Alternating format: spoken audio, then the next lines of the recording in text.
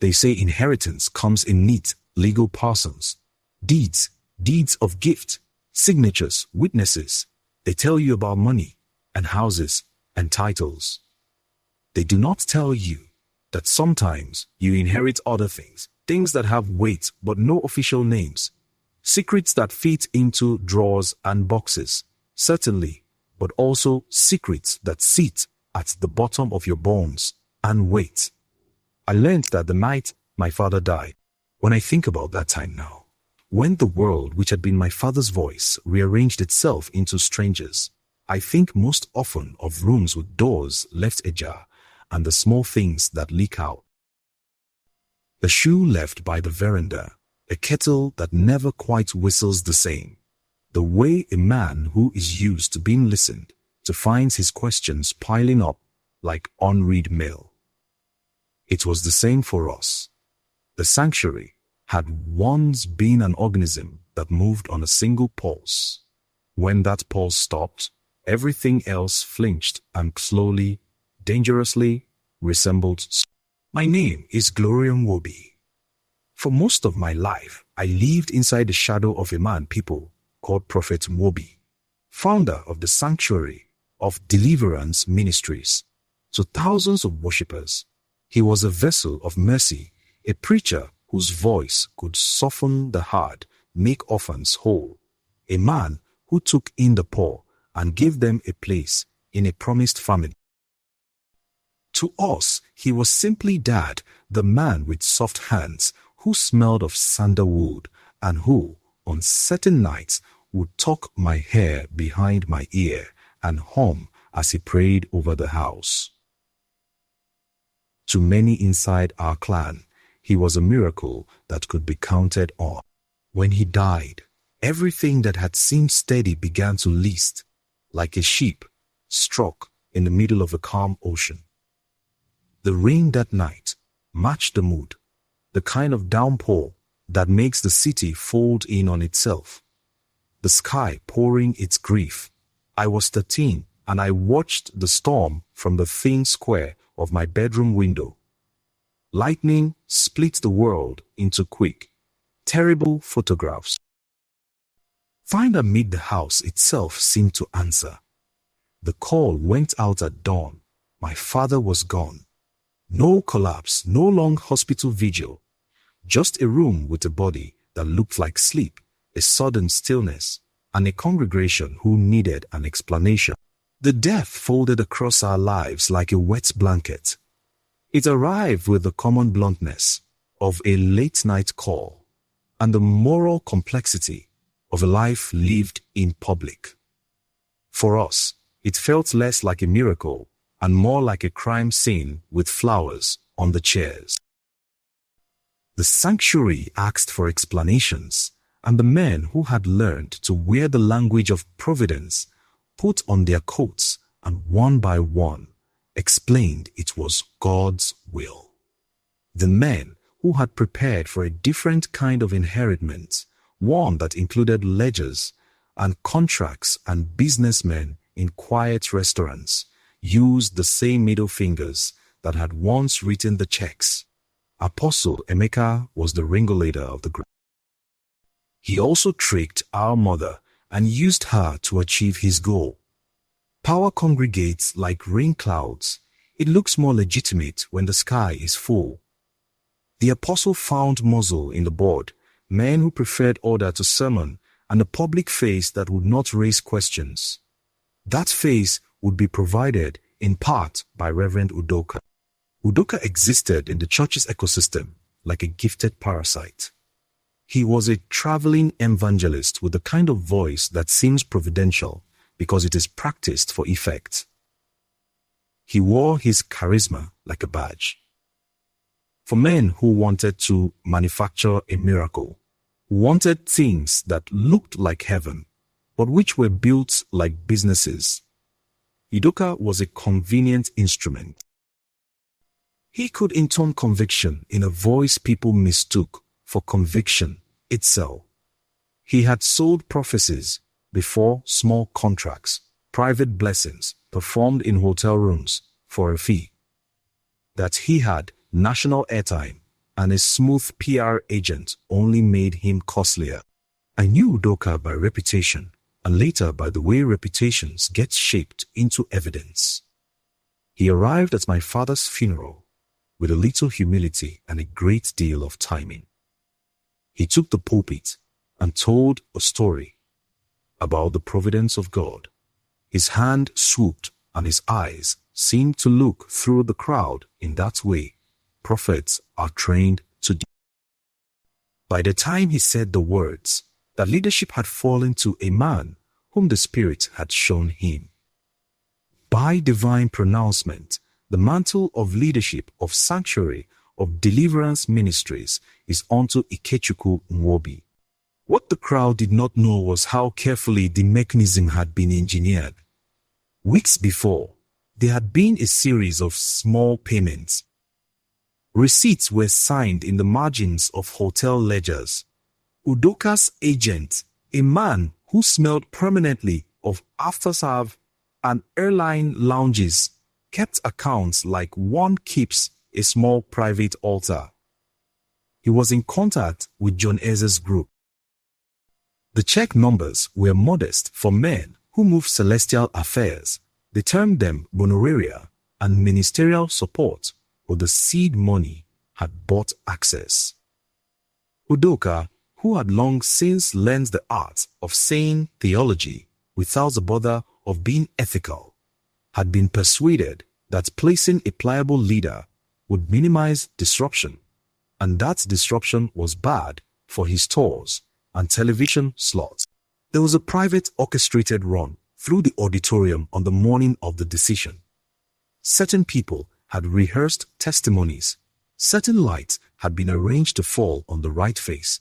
There were planted people in the first few pews, hands raised at the right time. The fake prophecy was not a single scream from a lone ivory-towered prophet. It was a symphony of suggestion, a series of little confirmations strung together until the audience felt the truth as if it were an old song remembered, and there were others who benefited directly or otherwise. Mr. John Eze, who had sort of smiled and announced a person who understood the cost of literally anything. The men from his consortium, a few trustees who thought prophet and ministry not mutually exclusive but conveniently overlapping. They needed someone to stand in front of their systems and make them holy. They needed a face that would not raise questions. They wanted a man they could shape. One night, with the house hollow as a bed cage, I sneaked into my father's study. It had since been turned into Ikechukwu's office. Wooden desk, designer lamp, the old leather chair gone as if replaced by a different sanctity. I wanted nothing from it but the closeness of his smell, the smell that made the room feel inhabited by the man who had knocked on doors asking for people to pray. When my hand brushed the bookshelf, something moved. An old copy of Fox's Book of Martyrs pushed forward like a door. In the wall behind, a thin seam opened. My fingers slipped. The book clattered to the carpet. A wooden panel ajar revealed a small envelope, manila, sealed, with a date a month before his death. The scroll on the front read, "For when the shepherds become wolves, to be opened only if my death is sudden."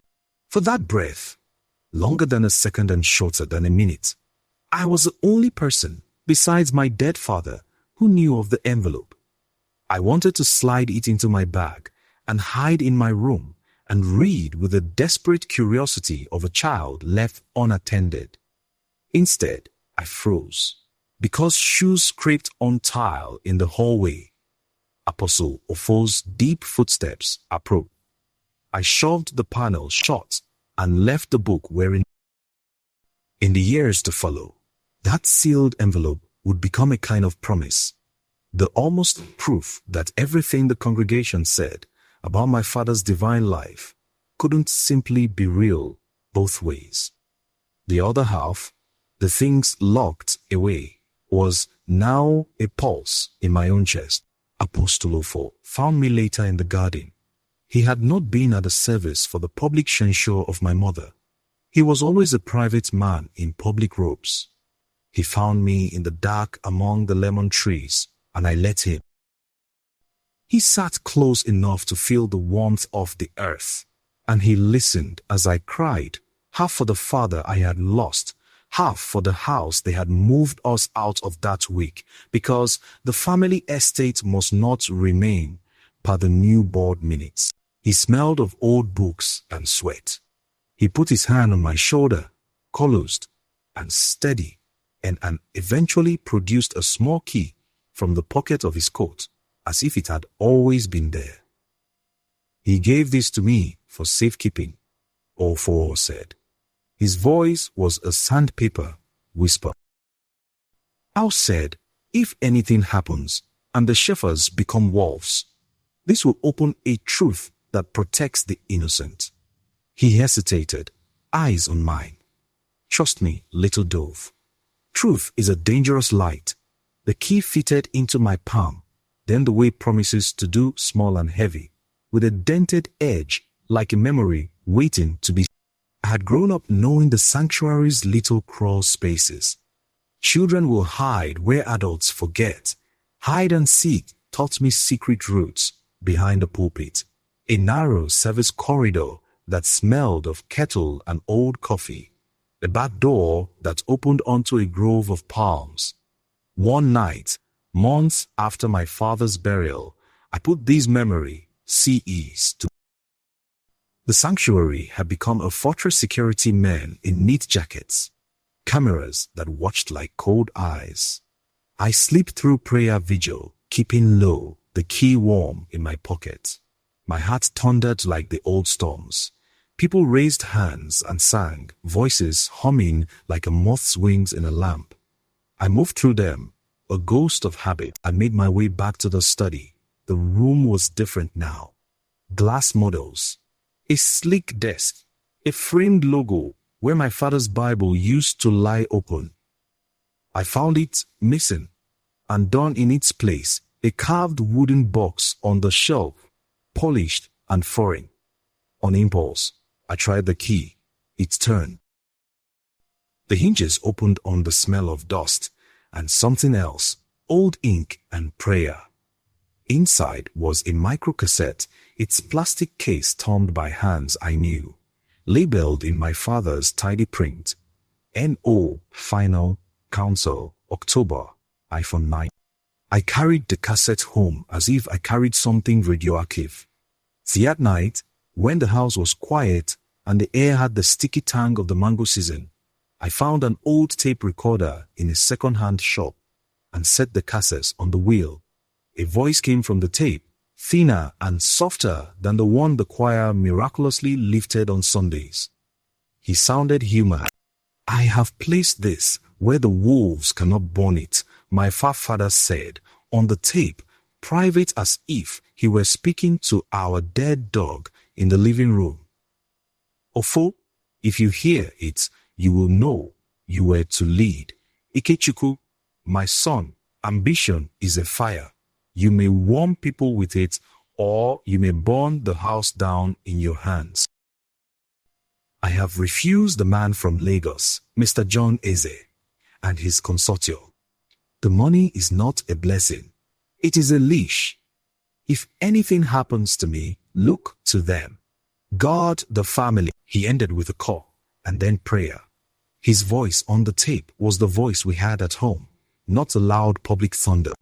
Chinwe, my mother, was not a woman who prided herself on power. She had a way of letting light fall across her palms as if she were checking for roughness after hard labor. She loved the household that had been our life. The lemon trees by the back fence, the sound of my father humming at night, the small ritualized cups of tea that marked a day worn down. But grief is a debt that sometimes makes a person barter what they never meant to sell. It makes you take promises for securities and read the fine print as a prayer. The apostle who courted her, Emeka Nwachukwu, had the kind of confidence that looks like sunlight and the taste for strategy that smells faintly of iron. He was neither the boldest apostle nor the youngest. He existed in the middle, where people learned how to be useful without being dangerous. He would laugh at committees and make long, artful pauses, where a man with talent for reading rooms can make entire decisions happen. He had been with the sanctuary long enough to know where the scaffolding held, and weak enough to resent the men who had more sway. He also knew how to make a widow feel as if she had a hand on the wheel again. Their affair began, like many such things, in the in-between spaces. It began with his hands lingering a moment too long on her shoulder at funerals, with the way he offered to drive her home after meetings because he couldn't bear to see her alone. It moved into private dinners where he murmured about stability and loyalty, and how, if properly aligned, the church could continue without the pain of chaos. He was patient in the way. Patient men are dangerous. He spoke of futures rather than advantages, of the dignity owed to a widow, and of the safety he could buy for her children. Chinwe, for all her love and loyalty, had the sort of common quiet fear that made bargains look like prayers. I did not discover their intimacy immediately. For a time, it remained a domestic whisper that only the house knew. But conspiracies have a habit of staining fabrics. Small signs gather. A new photograph on his table frame, a call made at dusk with hushed laughter, a hand on the small of her back that did not feel like consolation. Often noticed first, the way older men watch things like weather. He would come to the house and sit at the kitchen table and watch Chinwe move and sigh like a man watching someone else use a dangerous kitchen knife. It is not wrong for a widow to seek companionship, he told me once, blunt as a butcher. But it becomes wrong if it blinds her to what the man wants beyond the marriage bed. He never named Emeka in that sentence, and he didn't need to. But his cadence told me sundry things. That Emeka wanted the sanctuary to be stirred, not by the blood of the founder, but by something more pliable. That he liked people to look to him as the solution. And that he had, in the economy of influence, made investments in my mother that were not entirely sentimental. Ofo was old enough to have seen how what begins in tenderness often turns to policy. What Chinwe was told her, and she told herself the story with the righteous tiredness of the people who have been afraid to speak aloud, was that she was protecting the children. The man who promised security offered, in return, a small currency of affection. Late afternoon prayers in the church bungalow, promises of a voice in the council, the soft inevitability that one day he would be a man to whom the flock looked not just for sermons, but for direction. He made strategic gestures that he could explain away, a checks to the account marked home repairs, an offer to place one of our boys in a scholarship program that required sponsorship. What made the arrangement ruinous wasn't the affection, it was the reasoning. Chinwe believed herself a gatekeeper. She thought she had made a bargain in which tenderness would be the collateral. It is easier to be wise about others' mistakes than about your own. In the quiet evenings, some arithmetic was done in the small dark rooms. The sanctuary needed management. My children needed protection. And the world of religious organizations was no longer the simple village it had been. Emeka whispered about smoothing transitions.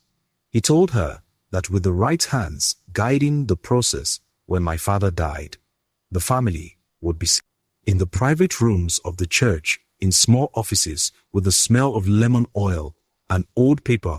Agreements were. I remember sitting outside one such room once, because there are certain conversations you can tell happened by the way the air changes. When the door opened and Emeka walked out, he wore an expression like a man who had eaten a meal and was worried he had swallowed poison. Chinwe followed him a few minutes later, cheeks flushed and eyes that had a brightness, which is sometimes the product of shame and sometimes of hope. When she returned to the house, her hands trembled as if the entire world had been given into them, and they didn't know what to hold. Not everyone was happy about these negotiations. Some of us watched and chose to act. Ejike, with his patient, hard-set jaw, saw the pattern of substitution. Leaders replaced with management, inspiration replaced with compliance. His wife, Adora, saw it more personally. Adora was the kind of woman who arrived in a room like a bell and refused to be muffled. She had been raised with an insistence on dignity that made her intolerant of systems that demeaned the small. Where Chinwe saw security in promises, Adora saw vulnerability in offers that came with invisible costs. The first skirmish between Adora and Chinwe was small. It could have been passed off as an argument between a daughter-in-law and a mother-in-law. Chinwe gave Adora a list of humbling services, things like organizing the guest house for visiting ministers and overseeing laundry for a week, work that had once been rotated politely amongst younger women, but which now was presented as discipline for those who lacked grace. Adora objected not because of the task themselves, but because of the tone. She said once, while the kettle boiled and the lemon trees sighed, "You can't reduce me to service because I am a woman." Chinwe, who had been made to believe she had a new power, took Adora's objection as ingratitude and threatened to make sure that her projects were starved of funding. She had been promised influence. She used what she had to keep the illusion alive. The first time Adora was asked to clean the robes of a visiting patron and was told to fold them, like a woman who is learning to be modest. There was a public exchange that left Adora ashamed and the congregation fidgeting. The narrative being built of a family in disarray was useful to those who wanted a stable corporate image. It is easier to accept a polished leader when the opponents look like petty domestic fighters. Mary watched all this with an anger that was both adolescent and dangerous. She had always been the sharp one, hands that did embroidery in church, and a tongue that could carve small truths. When things went badly, she sought other refuge. That is how she met Chukwuma, a businessman who wore imported suits and smelled like slick money. He was on a board that had been courting the sanctuary, an observer who liked to be near pulpit people because of the tractor beam of their influence. He noticed Mary because she did not notice herself with him. She noticed him with the hunger of someone who wanted to be seen as more than her surname could provide. The affair was the kind of private theater that begins in miniature and then finds itself an audience. He praised her beauty and her cleverness. He told her stories about countries where women like her could be famous for things other than being someone's daughter. He offered small luxuries, an afternoon in a cafe, a pair of shoes she had never had. She fell into it like a person reaching for warmth in a cold room. There was flattery, and then there was utility. He liked to be seen with her, and she liked, for the first time in a long while, to be near someone who told her she had worth. The first time she told me about him, it was in the kitchen, at night, when the house had been stripped for sleep. She had a cigarette, the first of her life, and said, with a kind of shame-tinged pride, that any adolescent who finds a new power will know. He's offered me a position at his foundation. He says, I have ideas, glow. He says, I could be someone on my own. I did not condemn her immediately. There are many kinds of scandal, the loud ones that break windows and the quiet ones that seep like oil. I simply asked the question we should always ask of other people's good luck. At what cost? None, she said, and I believed her then, because I wanted to believe her. We moved into a time of hidden angles. He was kind, and then less so, and his kindness had an edge. He expected deference in private. He expected obedience in public. He asked little things at first, discretion, later appointments and cancelled plans. The small requests built into a pattern. Months later, there would be a morning when Mary would call me, and the word she used would be the one that shifts worlds: pregnant. The syllable was small and heavy in the air, like an object dropped into water. In that moment, the orbit of all the little conquests, compromises, and bargains clicked into a new alignment. A pregnancy is a fact that cannot be managed by charm. It demands decisions. It requires someone to take responsibility, or it becomes a weapon to be used by others. Which was the problem? Because here were men who had already decided that the family needed to be made manageable, that the sanctuary needed frameable faces. They would use everything as leverage: marriage, shame, loyalty, and the body itself. Those who had already traded in moral capital knew how to turn the moral into the financial. They would turn Mary's situation into a calculation.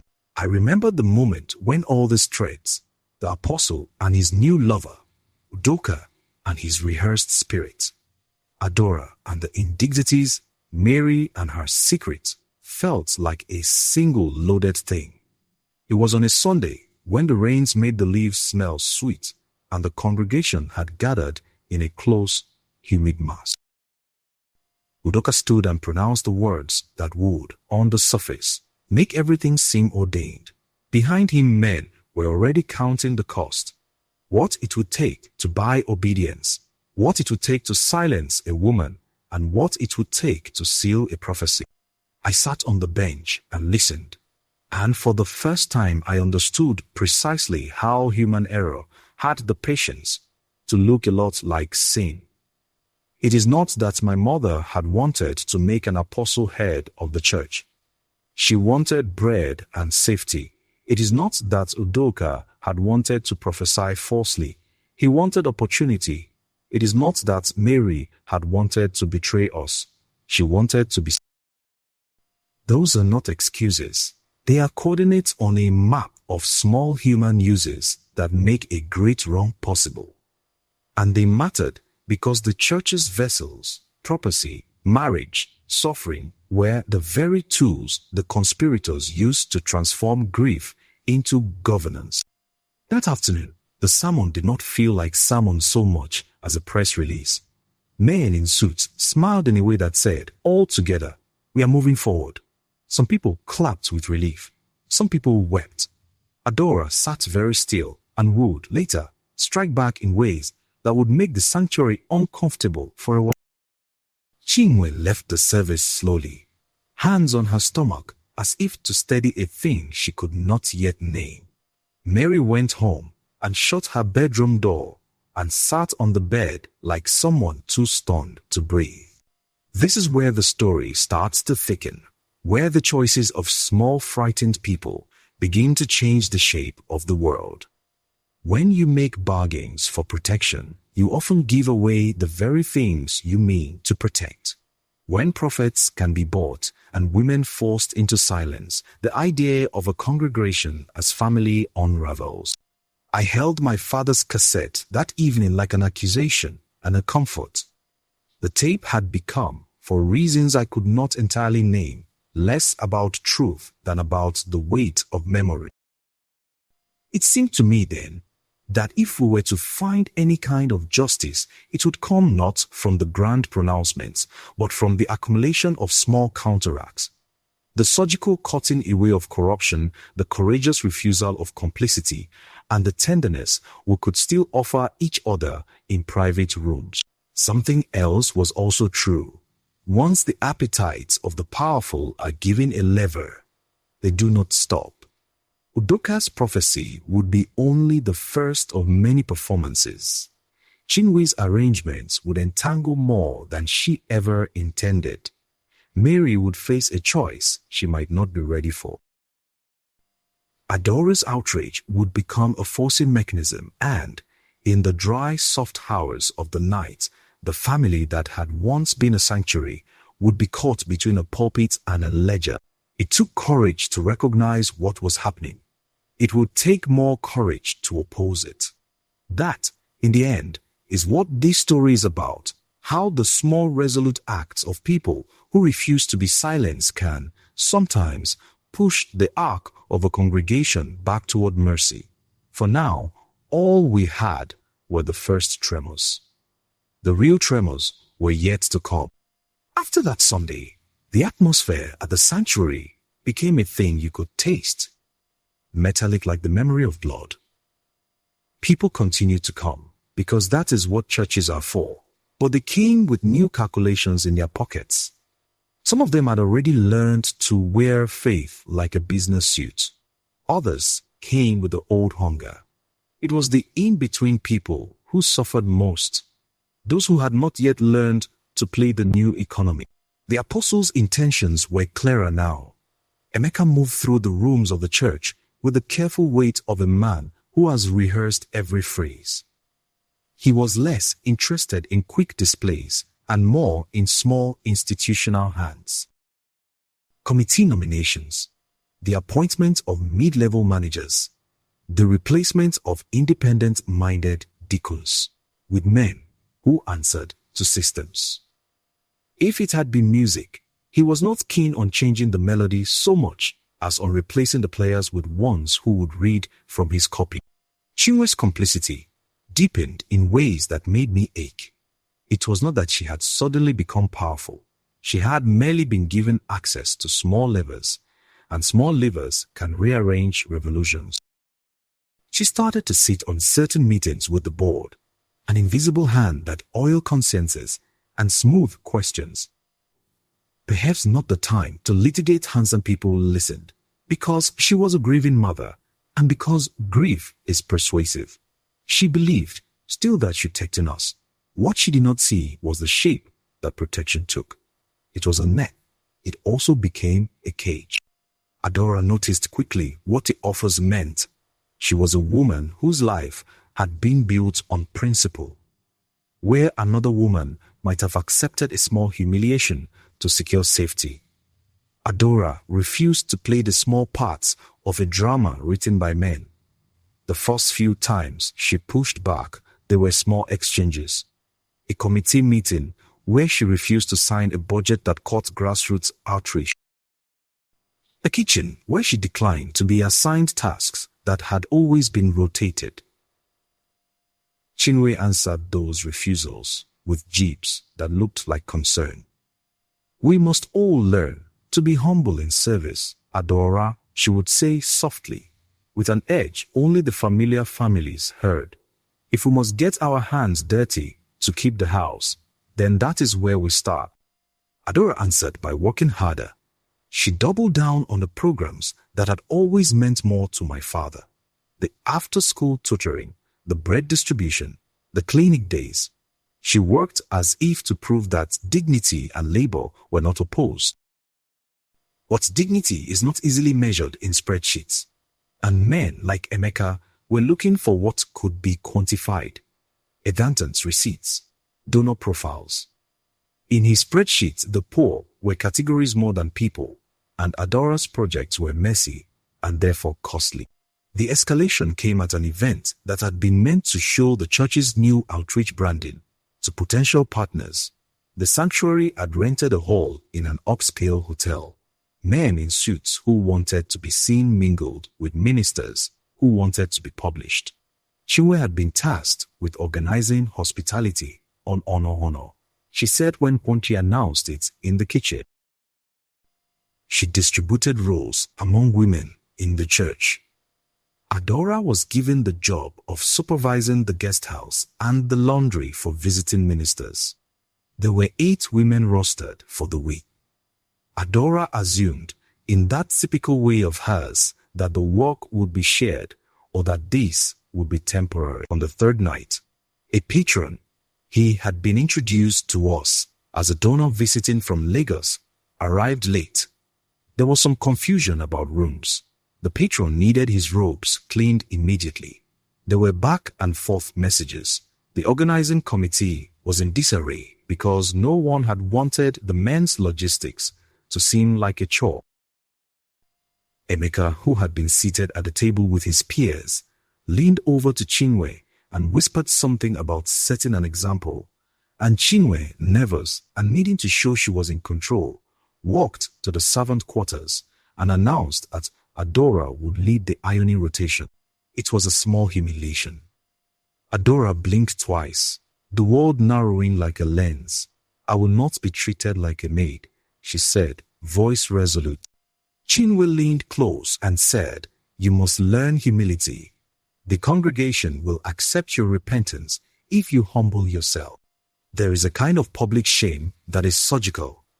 It is calibrated and administered by those who understand the tender places in a woman's life." The order was carried out. Adora, to show there would be no scandal, accepted the task, choking back a dignity they could not wash from her sleeves. Photos were taken in the hotel corridors. Someone uploaded them with a caption that implied Adora had been humbled for stubbornness. The caption read as both support for the agenda and as a public shaming. It was a small thing in the grand scheme, but necessary in the construction of consent. Make the opponents look ungrateful, and the fence around the new order looks like mercy. Adora did not remain passive. She rallied women in the choir, women from the clinic, mothers who had once been fed by our kitchen. She called meetings at night, and the small rooms filled with voices that had been taught to live quietly began to sound like a chorus. They did more than complain. They organized rotating committees that cut across the board's nominees. They refused to be drafted into scapegoating. Their actions found allies in unexpected places. Ekene, the quiet finance officer who had once worked under my father and whom Emeka had tried to marginalize, provided them with petty receipts and small evidence that the patronage system was being prioritized over the clinic budget. It was an insurgency run on pennies, but also on pride. Meanwhile, Mary's situation, quiet at first, escalated into a private catastrophe. Chukwuma was charming in that way that makes your heart soft because it understands language you have not yet learned. He loved the good parts of Mary, the way she sang in the choir and smoked clandestine cigarettes in the garden. And then he loved the idea of being the man who could show a small woman the world. He also liked the image of being a man with a secret who could keep his hands clean in public. When Mary told me she was pregnant, she said it like someone announcing a private play. "He says he will do what is necessary," she said, and the words hung dead between us. I asked what he wanted, and the answer was not surprising. He wanted discretion. He wanted the pregnancy removed. He had, as we will later learn, family ties that would not survive publicity. What follows here requires a kind of delicacy I do not always manage. There are realities, legal and moral, that cannot be romanticized. Mary stood in a clinic with lights that smelled like antiseptic and the small humming television in the corner that played because silence in such places feels like companionship. The clinic was run by a woman who sat like a clock in the back and asked the questions with experienced flatness. Mary answered them for herself, but there was pressure behind the voice of the man she loved and the man she feared. Chukwuma offered money discreetly, promises of support, and then pressure, a veiled threat that he would deny paternity and that the story, if it got out, would reflect not on him but on us. "We will both be ruined," he said once, and the words had no moral weight for him. For him, it was a business decision, reputation management. Mary chose abortion in the end, and words fail in the smallness of what followed. She married the word, choice, to the heavy currency of shame. She sat afterwards like someone who had been made to take a bitter medicine. The physical procedure was not the worst of it. The social aftermath became a war. Rumors, like untended weeds, sprouted in. Someone in the hotel staff had snapped a picture of Mary leaving the donor's car, and the image traveled in ways a cell phone allows, unedited, judgmental, and framed as proof. The wealthy man offered money to keep people quiet and did so with a bland conscience. There were whispers in the coffee shops and new opinion columns that painted our family as the product of dysfunction.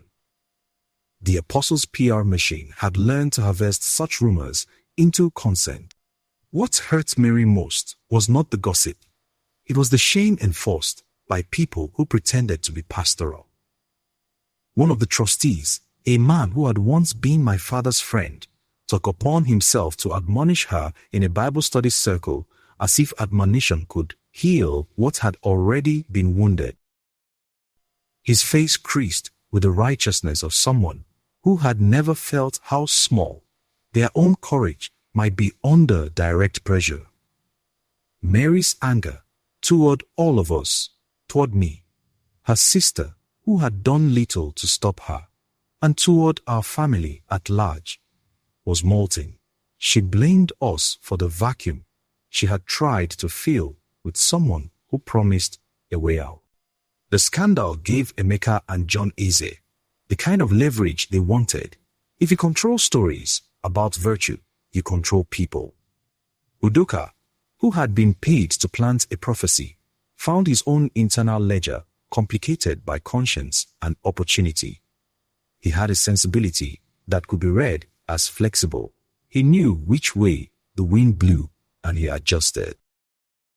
He had been promised visibility, and his tours would be booked more often if he could cement a high tide for the new leadership. He also had debts, small human things such as loans and obligations, to a woman in his life that made money a practical necessity. It is important to understand how the fake prophecy worked. There was no single moment when moral line was crossed. Instead, there were small acts of omission and deliberate design. Udoka was coached in the phrases he might use.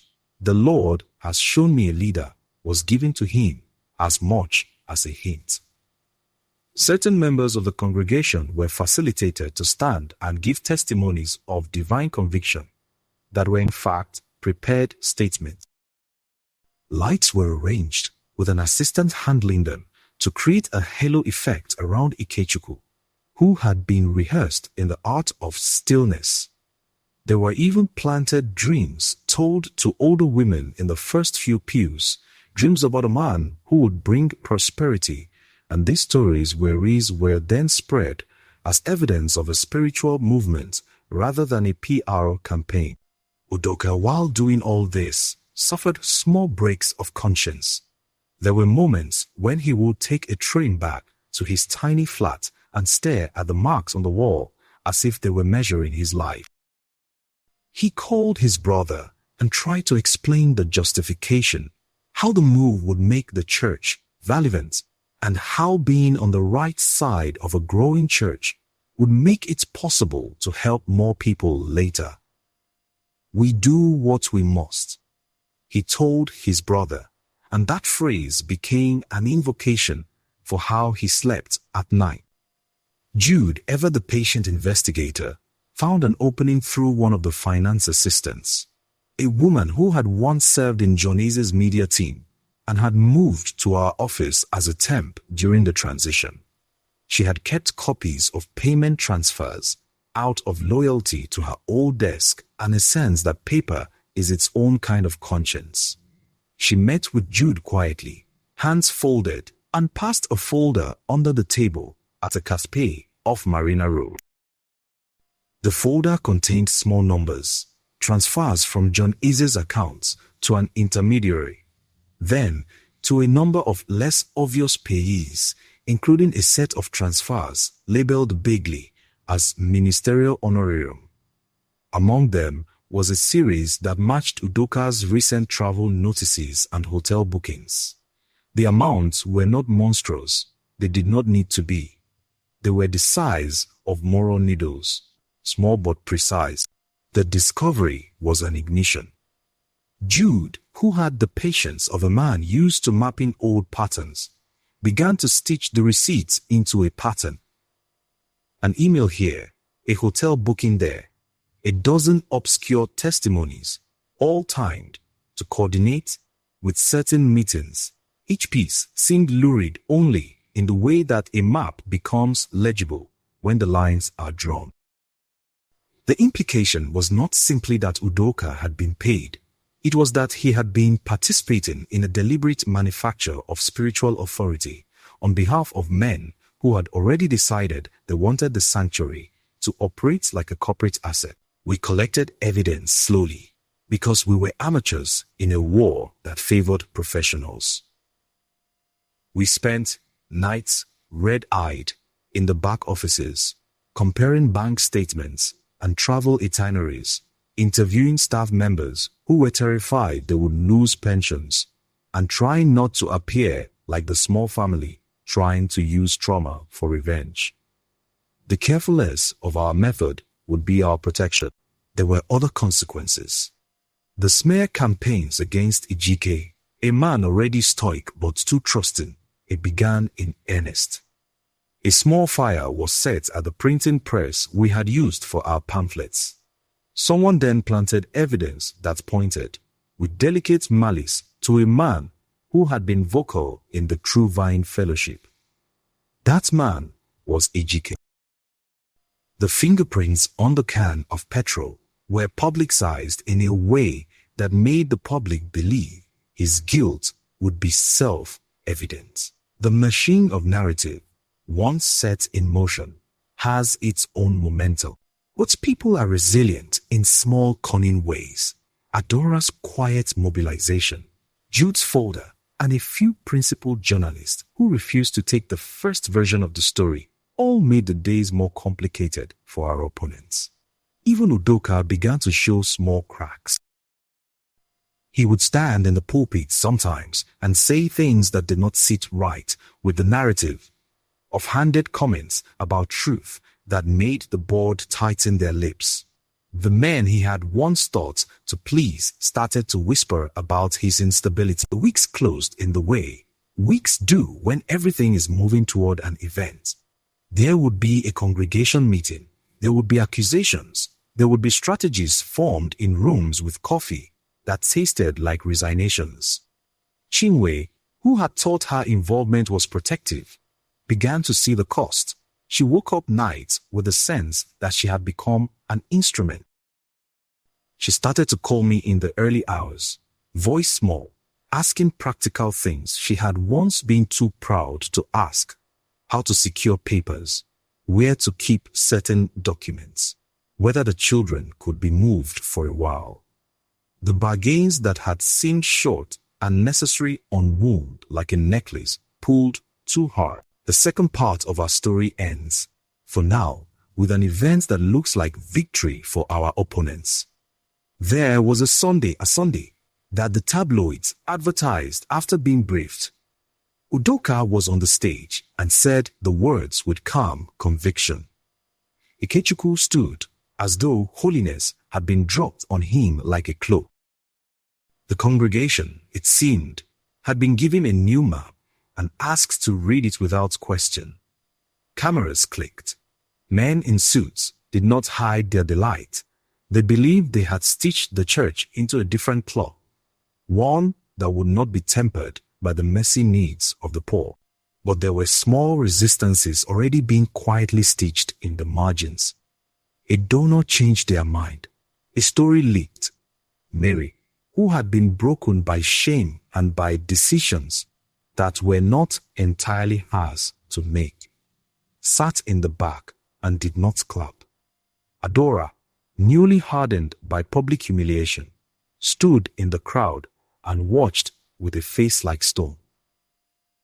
Jude had the folder that would be a kind of detonator if we could find the right places to place it. If you look at an institution from the outside, it is easy to believe the visible machinery is all there is.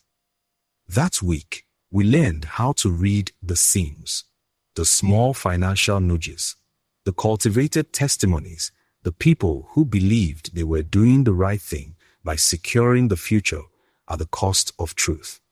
We learned how brittle a congregation could be under the pressure of someone who had mapped it like a ledger.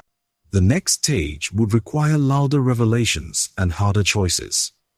It would force us to try to translate quiet moral outrage into documents, into courtrooms, into the long, grinding public work that looks like law rather than like prayer.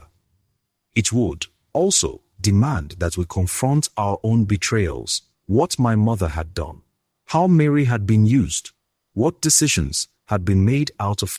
We had crossed from the private grief of a family into the public grief of a people. The difference is that the private can be tended at a bedside. The public must be litigated in rooms where men wear seriousness like armor. There would be casualties. There would be confessions. There would be a day when we would stand in front of a microphone and say things we had kept inside for too long. The story was only gathering speed. Part 3. The folder Jude handed me that evening smelled of coffee and photocopy toner. It smelled like other people's carelessness made into a weapon. We sat in the back room of a bakery that had a faulty fan and cheap chairs, the kind of place where people who were planning trouble could assume no one important would listen. The folder contained the travel bookings, the hotel registries, and the bank transfer slivers, the match dates on which Udoka had been particularly loud in the pulpit. There were also receipts that linked certain trustees to small account transfers that followed the donations into shell companies. It was not dramatic on its face, no cinematic transfer of millions, no red envelopes full of cash, just enough smallness to make a conspiracy legible. Is the drip, Jude said. Not every crime needs a hammer. Sometimes it's enough to see water find its way to a dry spot. He had mapped the lines between the money and the men. The transfers to Udoka's personal accounts were not large. They were the size of a man's ambition rather than mere corruption. They paid for flights to expos, for hotel suites, a couple of investments in social media promotion. There were also entries from accounts associated with John Ease's consortium to an unassuming company that, on paper, managed ministerial engagements. The paper trail ran like a thin thread through different ledgers, neat enough that men who thought themselves careful would call it policeable. We had two options: go public with half answers and risks being dismissed as a grieving family out for revenge, or build a case that could not be waved away by a paid editorial. We chose the latter. Jude started building the scaffolding of a case that used the law to force light. The problem was human. People fear light because light demands admission. Chinwe began to change. She had told me once, in that tired way of hers, that she wanted the safety of the children. That same need had been translated into a habit of seeking someone who would make the household safe. First kindness, then authority. Now, when we pressed for details, appalled the kettle in the kitchen, at the foot of her bed, with a tape recorder hidden in a Bible, she either retreated into silence or offered a reality smeared with rationalization. But when it was protected, she said, "He told me what he would do." I thought if he could make sure we had a voice in the board, things would be. "Did he tell you he would make a man head?" I asked. She looked at her hands. "He said he would make sure the sanctuary would never be abandoned to wolves. He said his apostolic network would secure the children's future. He didn't say you will be the instrument by which we steal a house. He said safety." Chinwe's words were as fragile as the thin china cups she wrapped in newspapers. You could feel the ache under them. I had once thought of my mother as an emblem of steadiness, She had folded now into a small common complicity that felt like a betrayal because it was so ordinary. Betrayal is rarely monstrous, it is frequently mundane. It is made of small decisions, and they are cruel of fear. Emeka, when confronted, did not behave the way men in stories do. He was not theatrical, he was practical. I met him once through Ofo under a mango tree, because Ofo wanted me to see the man who had been speaking to my mother in the gaps between nights. Emeka's face was smooth with the kind of patience men who think themselves inevitable carry. He told me that he had always loved the sanctuary, that he had the capacity to professionalize it.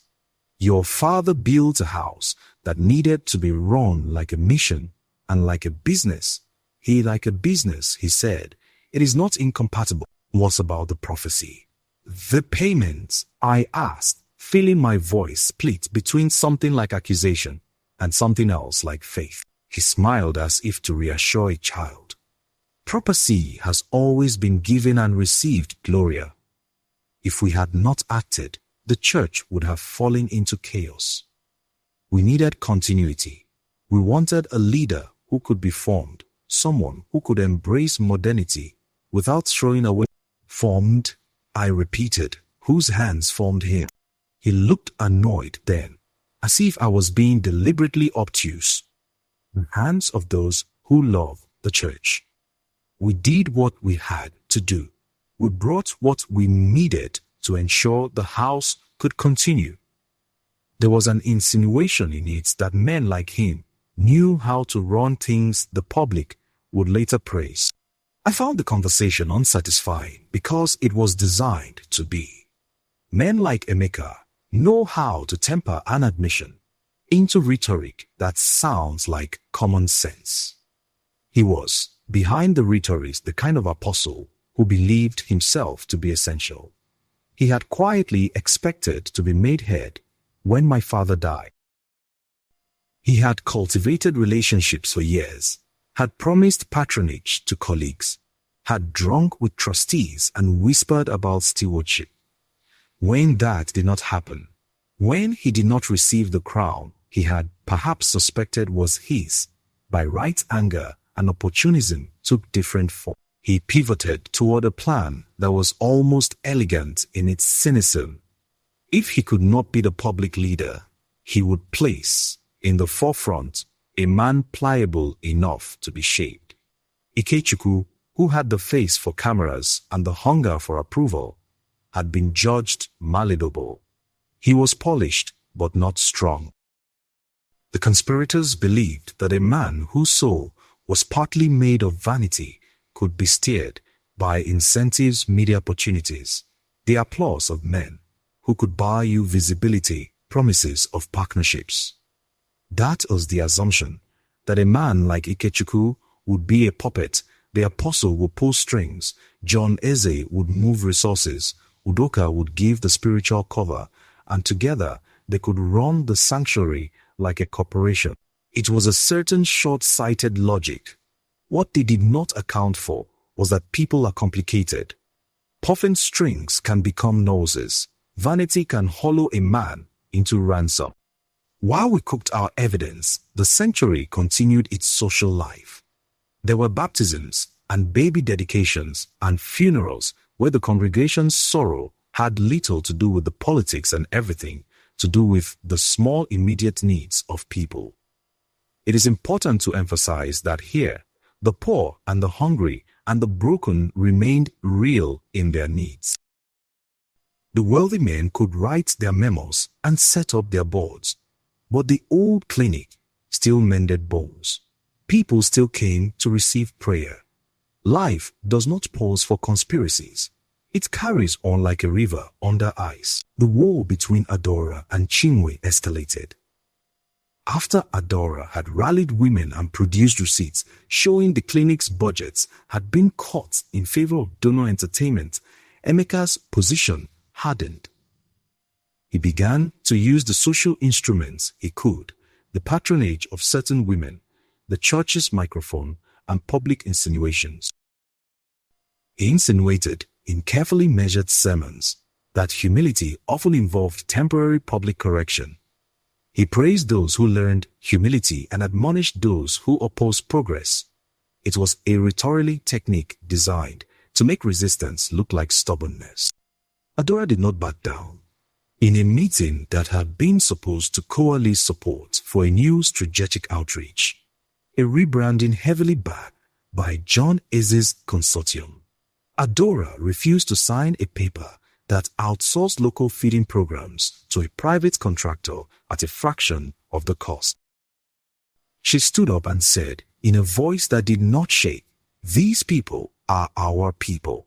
We do not outsource their care to a company that will profit from our hunger." There were murmurings and then a silence. Men who had been used to polite compliance did not know what to do with the ferocity of someone who refused to be made small. The board threatened a censure. A few trustees drafted an editorial. The day after, photos of Adora ironing robes in a hotel hallway, which had once been taken to shame her, were circulated again, this time as proof of her pretense. The narrative attempted to fold her into a caricature, proud woman humbled, but the truth carries its own stubbornness. The women Adora had rallied arrived with their own receipts, and the public pressure broke the board's little momentum. It did not end the war. It changed its pitch. Adora became, for a time, a public face for resistance. That had its own cost, domestic tension with Ejike, whose stoicism sometimes leaned into silence rather than action. Ejike, standing between the public and the private, had been imprisoned for a while because of the arson set at the printing press, a smear that the consortium tried to make stick. When he was released, it felt like a victory. He returned to work at the outreach clinic and married Adora more purposely the second time, as if their life together could be a small moral anchor. But the strain of public humiliation, the whispers, the doubts that had been seeded in people's minds, those things did not vanish with a court case. Adora, proud and fierce, found herself in nights filled with anger, sometimes aimed at a husband she loved who could not always see her rage as fuel rather than fracture. Mary's fallout, meanwhile, had become public currency for our opponents. Chukwuma, sieved, careful, and with the kind of reputation you can buy with empty smiles, had taken the calculated approach. He had given money to certain bloggers, orchestrated a text message leak, and then kept his distance while the opinion writers did their work. For a moment, it seemed he would maintain his position by showing himself the damaged saint, clean hands, businesslike regret, and a promise to donate to women's dignity. Mary found herself used as an example of what happens when a woman makes the wrong choice. The chorus was loud, unforgiving. There was an ugly Sunday where the service featured a panel on family that read less like pastoral council and more like a public tribunal. A high-profile trustee delivered what he styled as tough love about sin and consequences while cameras rolled. Mary stood at the back and listened. I had thought she might crumble. Instead, she left before the closing prayer and did not return for a long time. Her absence became a new kind of scandal. Some said she had run away, others that she had tried to reconcile and been denied. What Mary did was quieter. She left the sanctuary's orbit and started working at a small NGO that offered counseling to women. She was not yet ready to speak publicly about her experience. Who could be the first woman who had been used by a man to be believed? But she learned to sit with women in chairs and to hold hands without judgment. It became her repair. The small victories in our investigation emboldened us. Jude served subpoenas. We were able, through careful legal maneuvers, and a judge who had not yet been persuaded by money to compel bank statements and hotel registries. We found an email thread in which Udoka's agent had confirmed receipt of a transfer and had suggested a list of prophetic phrases to be used on the day. The language was clinical. References to Yidia engagement, ROI, a spiritual optics, and brand alignment. The terms were grotesque in their professionalism. I still feel a small stomach turn when I read that message. To them, God had become a marketing vertical. Udoka, who had once seemed almost priestly in his smoothness, began to show cracks in private. He called my phone once, his voice raw, with something I had not expected. Fear. Gloria, he said, and the name sounded like a confession. They're moving faster. I did what had to be done, but now he stopped. He was wavering between justification and panic. We're paid, I said. It was a statement rather than an accusation. He sighed. A man who is tired of his own explanations. I took money. I took it because I have debts and because men with loud mouths pay well. It was a mistake. Do you know who else was paid? He hesitated. Do you want names? I did. Not because I enjoyed the act of naming, but because names are the things that law can hold. He gave a few and then hung up, the call ending like the closing of a curtain. Not every confession is redemptive. People confess for a dozen different motives. Fear, blackmail, conscience. Versus a confession is a starting point. Udoka's gave us the edge we needed. When we produced the emails in court, his name was not the only one that mattered. The thread pointed to wider planning and to the assumption that Ikechukwu would be a pliant instrument. It also revealed the arrogance of a class of men who thought capacity to command could be bought with small payments and larger promises. The day the press started writing about the payments, the sanctuary became a place where even the children knew to keep their heads down. Newspapers that had once run friendly features about our new branding now published lists of transfers and a photograph of Udoka in a designer suit with a caption about alleged corruption. My mother read the articles with an expression that made me want to gather her up and hold her like a small bird. She had been slow to see the consequences of her choices, but when the light hit her, the shock was still a human thing rather than an ideological one. Emeka predictably issued public statements about progress and word and leadership, as if the axis of his plans had not been built on private payments and private promises. He gave interviews that were all policy and little heart. But the more he spoke, the more the old men in the congregation, those who had once sat with my father on the veranda, began to whisper again. Some of those whispers became the chorus that would begin to strip the plaster from his face. And then there was a violence we had not planned. A young staff who had helped Jude collate documents, someone we had hoped would remain anonymous because some kinds of courage are best kept secret, was found with a broken arm after an encounter on the side streets. His phone had been smashed. A warning had been left on the back of a napkin in his pocket, an ugly, anonymous kind of threat. The people behind the napkin had not escalated to murder. Not yet.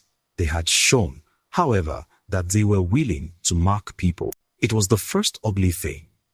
The first time real fear crept into the strategy sessions at our kitchen table. When men with power feel themselves endangered, they lash out at the weak. We had to adapt. Jude took different routes to meetings. We moved files physically. We began to keep backups and to speak less in rooms with windows. The public story, meanwhile, gathered like rain. The thin transfers began to look like a pattern. The pattern began to look like a plan. The old men who had once supported my father began to come forward. Ofo, Homodoral sat in court and gave a testimony that felt like a penance.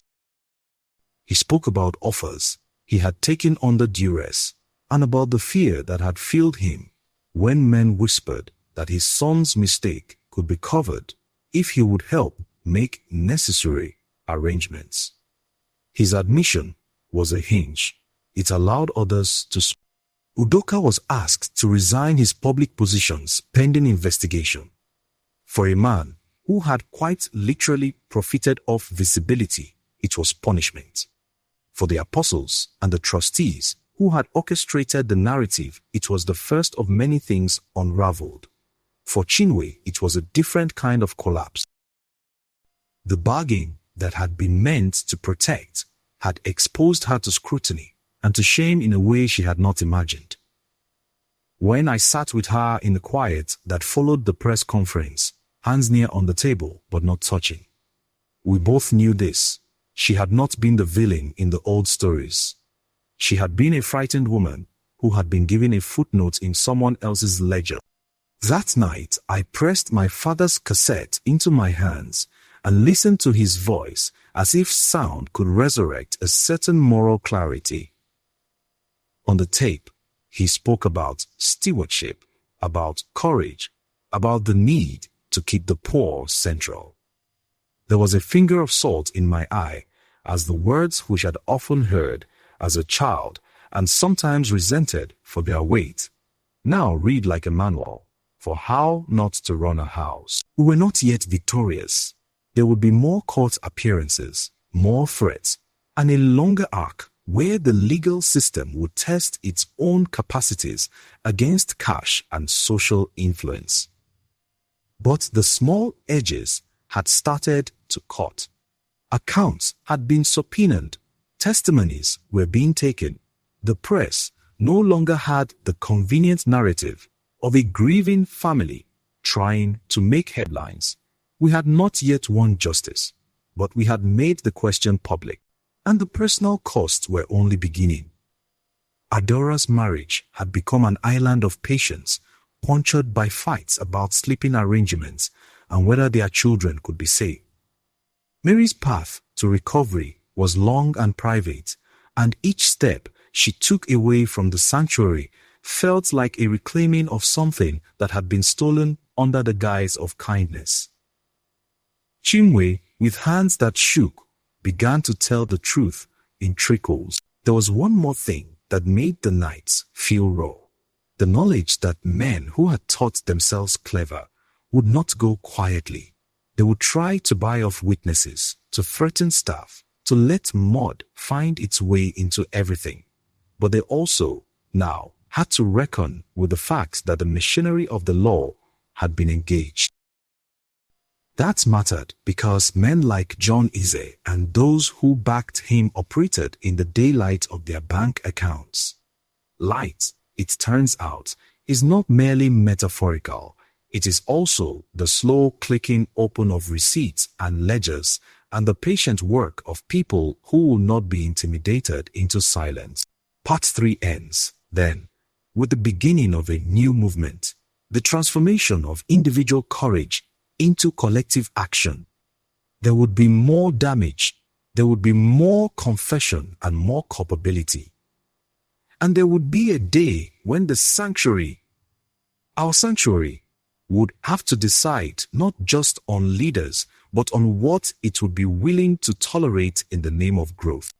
We were learning how to defend not only a house and a name, but the idea of a church as something more than an asset.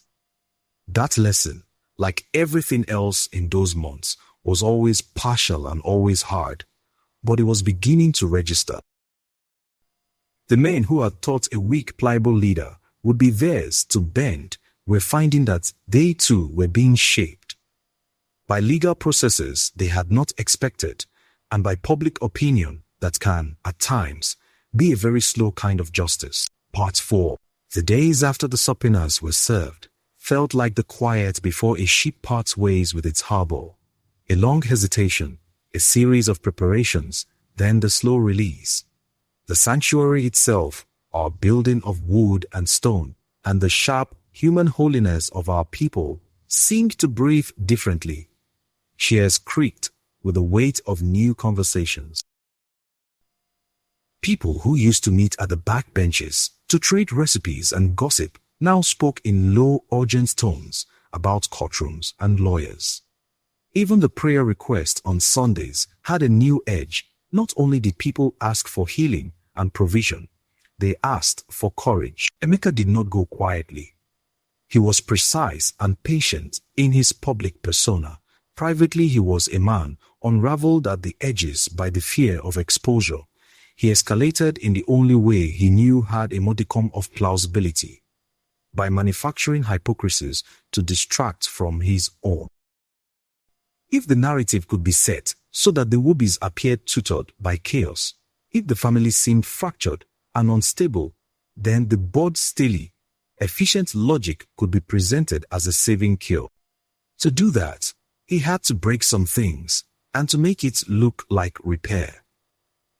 He used his influence to push for a formal conduct review of certain family members' performances in ministry. The review was dressed in language of professionalism, conflicts of interest, operational accountability. But there was an uglier rubric hidden below the vocabulary. The conduct review targeted Adora with a thin-to-life set of accusations about unbecoming conduct, and it included a demand that she take a public rehabilitation course in humility and service, a form of institutionalized shaming. On a bright Thursday, the board organized a voluntary service at which certain members had been asked to exhibit humility in front of visiting donors. The details had been leaked to a department of the hotel staff. The demonstration was framed as a cultural event, something to impress benefactors with our roots. Chinwe, who had been made to feel part of the team, marshaled us all into complying. It was a theater of power. Adora was told to oversee the tea service for a visiting benefactor, a small deliberate cup of indignity staged in front of cameras. She was ordered to serve, to kneel to present tea, to smile as if nothing in the world was wrong. When she did not kneel, when she refused to render herself as a display for people who had never served the hungry, Emeka leaned into the role of almighty moderator. A security man stepped down to insist. A cameraman tilted for the shot. I should tell you I was steadier than I felt. I sat in the congregation as the scene unfolded and felt something like a hand squeezing the center of my chest. Behind the cameras, men whispered about optics. In front of the cameras, Adora met them with a look that was not prideful so much as dignified fury. She served the tea standing. She refused the choreography. The cameras, trained by people who could afford good storylines, copped her face, not the man's. Later, the footage was doctored and shared quietly with certain newspapers, with subtitles suggesting this was proof of pettishness in the family. That kind of gutter editing is how reputations get bent in small ways. Adora's dignity became, in the calculated hands of Emeka's machine, a curious kind of insolence. The harm is not always physical. Sometimes it is the way a woman's public refusal is transformed into the narrative that she is ungrateful and needful of correction. The effect was palpable. The congregation split along the simple lines of who believed a woman could refuse humiliation and who believed the stability of the institution required compliance. Adora did not retreat. What she did was harder. She organized systematic documentation of what had happened. She compiled testimonies, began to record volunteers, schedules, and payroll records, and spoke up in committee meetings with a clarity that left the room reeling. The women who had rallied to her side had the kind of conviction that comes not from a reason, but from an appetite for justice. They refused to bow to a manufactured tale that made them servants. Meanwhile, the legal machine, Judah, and a small group of volunteers continued to stitch together the web of payments and receipts. One of the more damning things Jude uncovered was a chain of messages between Udoka and an account labeled Media Logistics. The messages were the kind of bureaucratic profanity. Conference schedule, Hotel A, payment completed, prophetic line read, and the Lord has chosen him. The language read like a stage manager's call sheet rather than a prophet's divine communion. Udoka's role, when it finally came into the light, was both smaller and larger than any one of us expected. He had not simply been willing to be bought. He had been recruited into a plan that saw him as a tool rather than a human being. The men who organized the campaign had believed that if they could secure one high-profile prophetic voice, they could make spiritual legitimacy contagious. They misread prophecy as a product and audiences as consumers. Their plans depended on a certain public credulity and a certain private loyalty. They also misread the human heart. Udoka, when we finally sat across a stiff courtroom table and he testified under oath, spoke in a tone that alternated between practical detachment and shame. He recounted the payments, the coaching, the hotel stays. He named a few trustees. He said the names reluctantly, like a man pulling teeth from his own mouth. I believed I was saving the church, he told the courtroom. I believed placing a leader who would be managed was better than no leader at all. Did anyone instruct you how to perform the prophecy? Jude asked, his voice calm and lean. Yes, Udoka said. They suggested language. They asked me to emphasize unity and the will of God. They said, make it sound inevitable. He swallowed. I told myself that with influence they could change things for the better. Later, I saw they were making a business model. The day Udoka testified felt like a rupture. Some in the congregation wanted to forgive quickly, to fold his actions into a narrative of repentance. Others felt rage. The question of what to do with a man who had sold a spiritual function for money is not purely legal. It is moral and ecclesial. In a church, what do you do with a person whose confession reveals your own weakness to be the enabling force? Udoka's testimony did more than provide proof of payments. It revealed the style and method of the conspiracy. Rehearsed testimonies, cultivated experiences in the first pew, small financial incentives to key influencers in the congregation, and a cynical use of the media to create the appearance of inevitability. The words felt like nails hammered into the public facade. For a while, the proceedings turned into a theater of accountability. Cameras caught the faces of men who had once thought themselves invulnerable. They were resignations, forced or voluntary. Men who had once been anchors in the congregation issued statements about accountability and learning from mistakes. But power does not vanish with the slamming of a resignation letter into a press release. It mutates.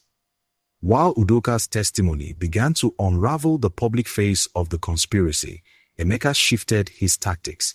If he could not capture the pulpit by spectacle, he would use bureaucracy. He began a campaign of quiet litigation, board motions to transfer assets, obscure audits of our little charitable wings, attempts to control donor lists and bank passwords. He tried to turn the institution's administrative apparatus into an instrument of pressure. He hired lawyers who were good at the law's little curves, the legal equivalent of a knife. Those maneuvers were painful because they were systemic. When the coffers of a church are threatened, the consequences are material. Clinic budgets shrink, food distributions are delayed, staff are sent home. The poor who sat in the pews and lined up for bread had no hand in the theological scheming. Their care was used as bargaining chips. Adora saw this and fought harder. not out of ideology, but because children in her outreach would go hungry if budgets were shifted to the consortium's glossy projects. There were nights when we had to choose between pressing the legal advantage and feeding people that week. That is where leadership is vulnerable. When you're asked to decide between moral clarity and urgent mercy, we tried to do both, but the strain was real. Resources are finite and legal processes slow. Mary's public story evolved in ways that surprised and humbled me. After the scandal and the abortion, she was invisible for a long while, working at the NGO and seeing women whose stories were sometimes more tragic than her own. Slowly, almost painfully, she began to speak, first to small groups, and then to a wider audience about coercion and consent. She did not make sweeping statements about the sanctity of decisions or the righteousness of every moral path. Instead, she spoke with the weary clarity of someone who had been used and then left to gather shards. She offered no melodrama. She said things like, "I was 22 and frightened and wanted to be seen as more than a surname. When a man with money notices you, he will be kind, he will plan, and then he will leave the plan in your body." She did something that was, for our family, both healing and terrifying. She named the man who had used her. The crowd that gathered to hear her was small at first, but it swelled. There were women who had been silenced in their own ways. These confessions are contagious in the best sense. They invite others to speak. There were also the men who resented a woman airing the family's laundry, but their numbers were less visible. Mary's testimony would play a role in the court of public opinion and in the moral reckoning inside our congregation, but it would also be a personal act of reclamation. The abortion had been a decision made in the net of power and fear. Making the story public was a different kind of sovereignty. People called her brave and reckless with nearly equal frequency. I learned that praise and scorn are almost the same currency. They both mean a woman's life is worth attention. Emeka, frightened by the slow collapse of his narrative, made one last dangerous move. He attempted a private negotiation with a group of key trustees, buyout clauses that would net the consortium certain assets in exchange for grassroots funding projects that would be managed by their hand-picked. It was a cash-for-control scheme dressed as philanthropy. The trustees, some of them men who had once been my father's friends and who had been seduced by the promise of legacies, balked when the terms became public. The offer looked like theft in daylight. When John Eze's name surfaced in one of the emails as being a primary funder of the EDIA package, and the man who coordinated payments, people whose loyalty had been transactional began to have second thoughts.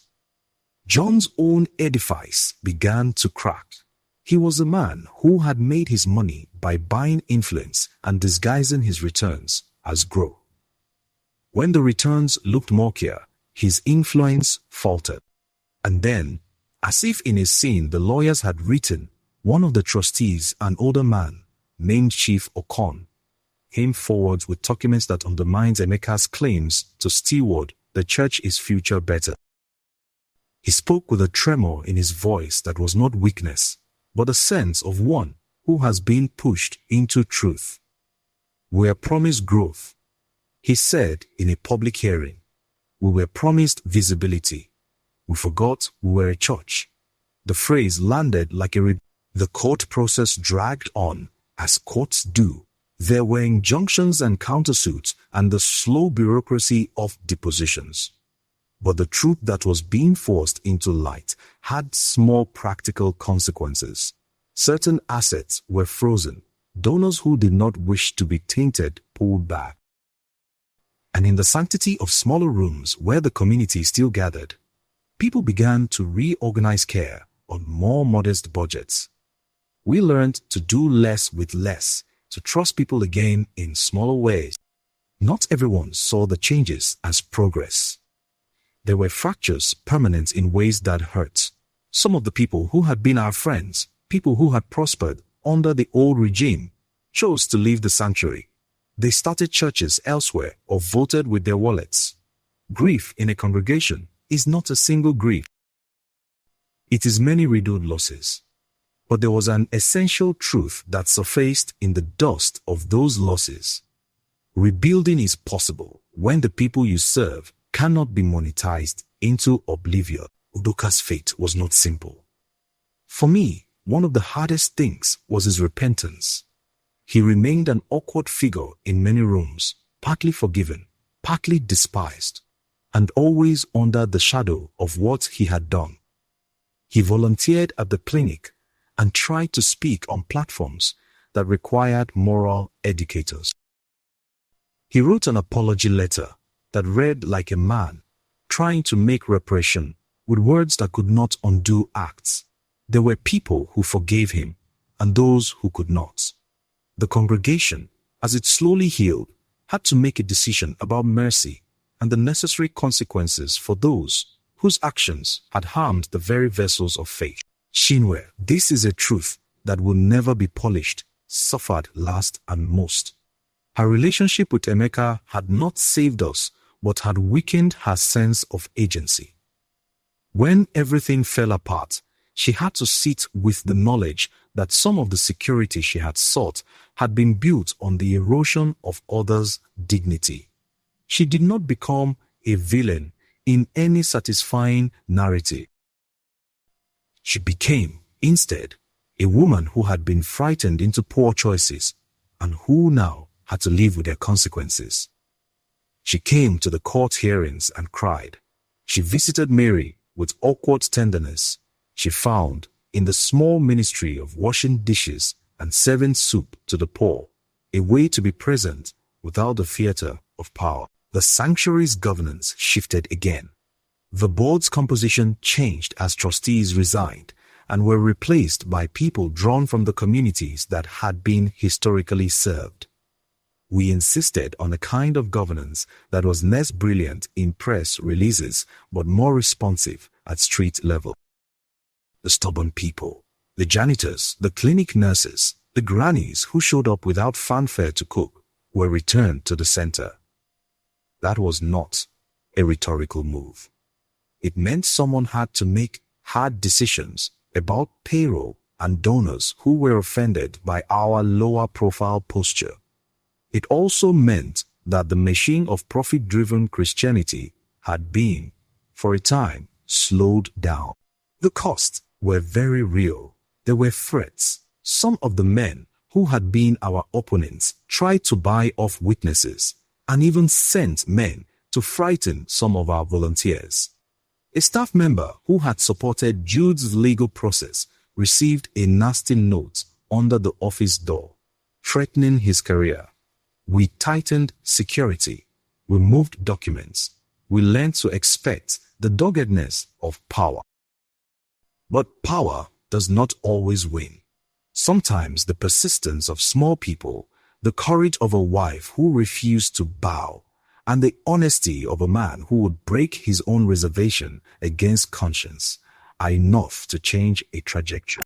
In the evenings, when the sun slipped through the sanctuary's stained glass and the priestly lights made the dust look holy, I sat and played my father's cassette slowly, for finding in it small teachings I had once thought habitual. The man on the tape spoke about stewardship and about the danger of confusing institutional success with spiritual fruit. It was, in those moments, like having a map and a warning between the pages. Part 4 closes on a quieter note than some of the days that preceded it. The men who had orchestrated the fake prophecy were shorn of their absolute advantage. Udoka had testified, documents proved the payments, and the public had seen enough to make the idea of a quietly purchased leadership a moral hazard. But Emeka and men like him did not vanish. They regrouped elsewhere, found other platforms, and continued to believe that it's possible to trade the sacred for the neatness of administration. We, for our part, organized differently. We put Adora in charge of a small community fund. We supported Mary as she began facilitating a support group for women recovering from abuse and coercion. We built accountability structures into our board and insisted on transparency that would be painful but necessary. The long war was not over. There would be trials, more press, more indignities, and more moments where a person had to choose between moral courage and the tempting comfort of silence. But the arc of those months had a clarity. Manufactured prophecy, when exposed, loses much of its power, and people who use spiritual language as a marketing tool will always be found out by the people who refuse to be treated as commodities. And when the legalities finally reached a kind of liminal calm, we began the more difficult work of tending what had been harmed. The relationships, the dignity of the poor who had felt their needs sidelined, the wounds of those who had been used as instruments. We had survived some storms. The dead branches were many. We would, with time and stubbornness, reply. We had also learned a harder truth that did not fit nicely into any sermon. The enemy was not only the men in suits, but the small compromises that made the soil fertile for them. We had to look at ourselves with a kind of brutal charity. The ways we had not asked enough questions, the ways we had assumed the best of people who loved power, and the ways we had allowed the market to frame our language of salvation. It is, I think, the cruelest lesson and the most essential. As the sun set, making everything an orange memory, I sat with Jude in the small office and told him I was tired. He laughed, a soft, tired sound, and said, "We did one thing. We made sure a story had to include truth." That was not success in the grand sense. There would be no dramatic coronation or poetic justice, not form of survival. There would still be bills and grumpy trustees and men with soft hands who thought they were indispensable. But there was also the collection of people Adora, Mary, Jude, Ofoho had chosen not to trade our sanctuary for the convenience of a polished image. That was enough to keep the rebuilding going. The next part of our story, the one that would look toward endings and attempts at repair, would be the hardest, asking people to forgive and to be forgiven, to create new structures that resist the old temptations, and to learn how to protect the fragile things, dignity, care, conversation, against those who would use them as profit lines. We would have to ask the congregation to be poorer in spectacle and richer in service. That is the work of building a church again. Not a church perfect in any human sense, but one that refuses to be a marketplace for the sacred. Did anyone instruct you how to perform the prophecy? Jude asked, his voice calm as a ledger being closed. Udoka looked at him for a long moment as if the question itself were a small, precise knife. Yes, he said finally. There were briefings. There were phrases provided. I was given a line to read and an arc to follow. I thought it was possible to bend the event without breaking it. I was wrong. The admission cracked something open. It was not the thunderbolt of a storybook confession.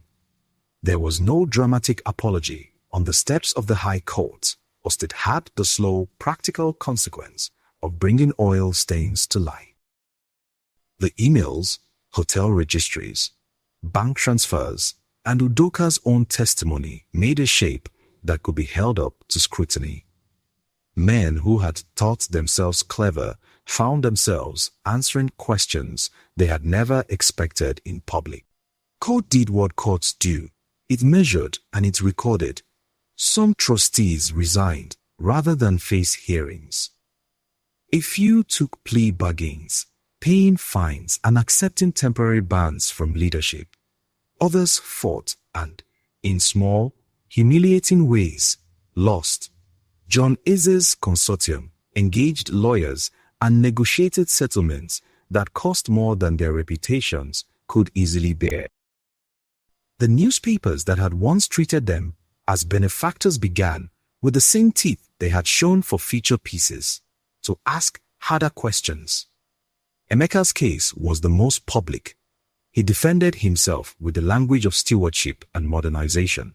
But there were emails trotted into evidence and witnesses who remembered meetings that did not sound like providence. Ikechukwu's collapse, when it came, was quieter than anyone wanted and more painful than anyone expected. Confronted with paper and tape and the slow, patient exposure of his part in the choreography, he did not put on the robe of sanctimony. He stood in the pulpit once more, not as a man crowned, but as a man asked to account. There is a kind of honesty that arrives when the props have been removed. What remained of him was a man who had liked applause more than he had understood responsibility. He resigned. He apologized without the shiver of sanctimony. Some accepted it, others did not. The congregation had been fractured and would take time to. Chinwe's admissions were the least theatrical and the hardest to carry.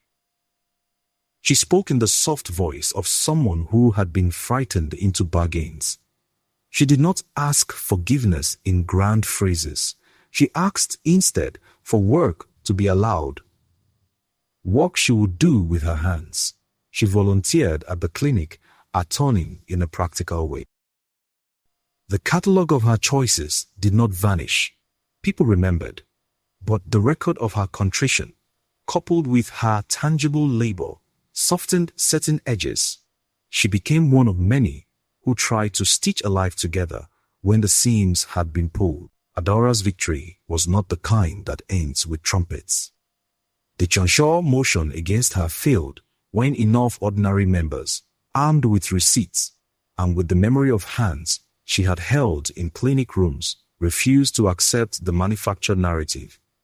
She did not enjoy the vindication as a triumph. She treated it as a beginning. Adaura expanded the clinic's programs and insisted with a stubborn patience that the sanctuary resume what it had always been good at: feeding children, tutoring the poor, patching broken bodies and lives. She became, in practice, if not in title, the moral center of what we were rebuilding. Mary's repair came far from headlines. She did not return to the sanctuary in any public sense. She rebuilt herself in quieter places, an NGO office, women's circles, counseling rooms, where she would sit with others who had been used. Her work was slow and gentle and did not fit the dramatic arcs of newspapers. She lived, instead, in the steady practice of listening, which is also a kind of holiness. We won things and we lost things. Udoka was stripped of his national platforms and retreated into smaller rooms where he tried to rethink a life made on the currency of rentals and applause. Some trustees were disbarred from church governance. A few businesses that had expected a friendly contact with the sanctuary learned that reputations are fragile and that a public conscience, however slow, can be decisive. The law did what it could with the drip of payments and the complicated human motives behind them. It punished where it could and exposed where it could not punish. Not every sin is a crime. Not every sin is a crime. Not every hurt can be solved by a courtroom or. There were ugly moments. Fritz continued for a while. The smashed phone, the napkin warning left in a pocket. A staff who had helped Jude was followed home for a month. We learned to move like people who carry both files and caution. But we also learned to move like people who will not cede the story of a congregation to men with bank accounts and press agents. One of the small, most significant outcomes was institutional. The sanctuary, because enough old men returned to the idea of what my father had tried to build. Agreed to a governance charter. It was not a miracle. It was a document. It named responsibilities. It created transparent accounting practices. It insisted on a board that included women with voting power and community representatives who were not donors. The charter was passed by a narrow margin. It did not fix everything. No paper ever heals everything. But it made certain kinds of secret bargains harder to conceal. There were reparations too. Not the kind the tabloids liked to imagine. No cinematic payouts to wash away sins. The practical relocations. The feeding program's budget was restored. The clinic received a modest grant from an independent donor who had been watching the saga and who wanted to keep the work alive. Adora received official responsibility for community outreach. Jude kept his bookkeeping and his sense of humor. He married quietly to a woman who had volunteered in the clinic and who knew the smell of photocopier toner when courage was being made on paper. I kept the cassette my father had recorded. I did not make it a weapon. I made it a litany, sometimes in small meetings or in quiet conversations with new board members. I played it back. His voice, no grandiloquence, just conviction, was the map. He spoke of stewardship and of remembering the poor. He had told Ofo and me, in the small way parents pass instructions to their children, that institutions are only ever as good as the small acts of kindness they support. The tape did not incriminate so much as it instructed. It reminded us that the work we were now doing, bringing documents to light, rebuilding governance, repairing relationships, was not merely about revenge, but about fidelity. There was also an awkward thing to reckon with. The knowledge that instinctive human fear had made many of us complicit. Chinwe had bargained. I had been silent longer than I should have been at times. Mary had trusted a man who traded in promises. We had all been hungry in different ways. Part of the mending had to be an honest catalogue of our own small betrayals, and a practice of forgiveness that did not mean forgetting, but did mean rebuilding. The sanctuary reopened on a Sunday that was humid and bright. The hymn was old and unspectacular. The choir was smaller and rawer. New faces sat in the front row, clinic mothers. A woman who had once been a volunteer and who had shown receipts of misallocated funds. A trustee who had opposed the consortium and who had refused to be bought. For older and more bent, read a passage. Adora led the liturgy for the community outreach. Chinwe sat near me, her hands steadier than they had been for months. Mary was not there. She sent a note asking that we use the offering that day for the clinic. It was enough. After the service, there was a small meeting rather than a triumphant announcement. People asked practical questions. Who will sign the next check? How will we ensure transparency? The answers were banalim, names and schedules, and committees, what they were the sturdy, unromantic work of rebuilding. The board was smaller and less polished. It included women who had spent their evenings folding donor receipts into neat piles. It included Ejike, who had returned from his own private shaking to do the work he could. It included a woman from the clinic whose name I did not know, but whose opinion on the lunch program mattered more than any philanthropic press release. Trying to close this as if it were a tidy moral would be false. There are things that do not end the way we wish. Some men never admitted wrongdoing loudly enough for everyone to admire the drama of repentance. Some reputations were never entirely regained. Some friendships were broken beyond repair. The threat did not vanish wholly. They thinned as the light grew into rooms where men had worked in the dark. The law had limits. The court had a calendar. People moved on. The poor still needed food. The clinic still needed sutures.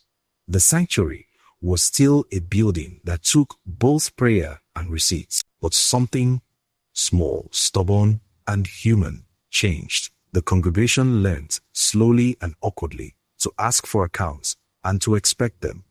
The women who had been humiliated found places where their dignity mattered more than someone's brand. Mary, a quieter kind of victory, was finding a life in which her experience could be turned into compassion for others. Chinwe, who had been tempted by fear, learned to do the unpopular work of public contrition and private restitution. Adaura's fierce patience became the norm in certain corners of the house. Udoka, stripped of platforms, taught in small rooms to those who would listen about the cost of gaslighting faith. On the nights when I could not sleep, I would take the cassette and listen to my father's voice and think about inheritance. There are legacies that are cash and property, and there are legacies that come in verbs: care, custodianship, the duty to tend what you have been given. My father's final counsel had been a charge to hold the poor central. The men who tried to buy the sanctuary had tried to make power the center instead. We had fought back, not with greater corruption, but with small, stubborn acts, receipts, testimonies, the courage of women who refused to be shamed into silence. If there is a single thing I will keep from those months, it is not a legal victory or public apology. It is the sense that institutions are not fixed. They are made and remade by small choices. Power is not only wielded, it is permitted.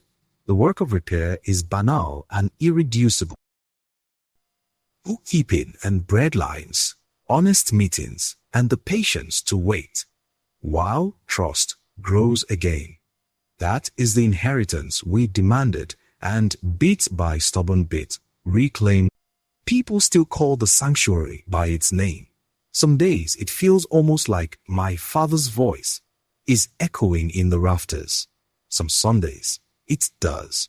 Other Sundays it feels like a new, quieter house, less shiny, more useful.